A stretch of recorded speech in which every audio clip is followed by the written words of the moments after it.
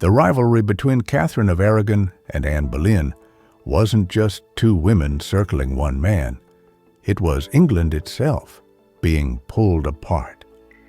Katherine had come to England as royalty, raised for duty, a Spanish princess forged in the furnace of Catholic devotion, certain that her marriage to Henry VIII was divinely ordained.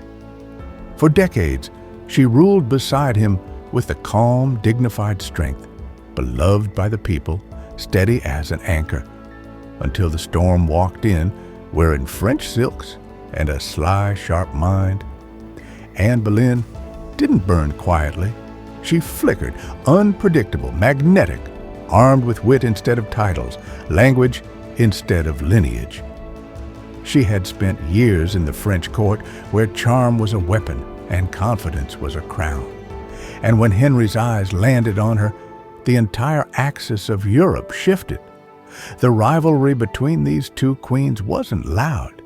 There were no public slaps, no shouting matches, just two worlds colliding in silence, the weight of kingdoms pressing on their shoulders. Katherine held firm, insisting she was Henry's true wife under God, refusing to step aside, refusing to surrender her identity or her daughter Mary's royal legitimacy. Anne stood her ground just as fiercely, believing she was chosen for something greater, that she could reshape England through her marriage, her influence, her future children. Behind every whispered conversation in the royal corridors, behind every letter sent to Rome, behind every sermon preached in London, the shadow of their conflict stretched wider. Henry, caught between desire and doctrine, shattered the world to have the woman he wanted, breaking from Rome, rewriting English law, and turning marriage into a battleground. Katherine suffered with unshakable dignity, exiled from court, separated from Mary, clinging to faith with both hands. Anne rose in triumph, crowned queen in a golden coronation few had ever seen, only to discover that power is a tightrope above a pit, and the fall comes fast. Their rivalry ended not with victory, but with tragedy.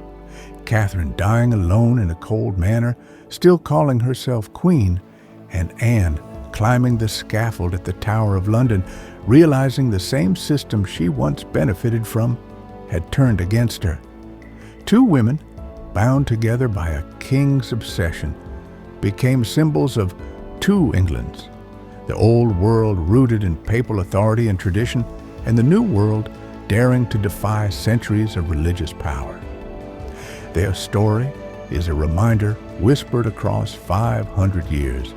Truth is rarely simple. Power is never gentle. And sometimes the people who change the world never intended to. They simply refused to bend when fate demanded it. And that tension, brother, is why their rivalry still echoes like a secret frequency humming under history's floorboards. If these untold corners of history fascinate you, make sure to subscribe for more.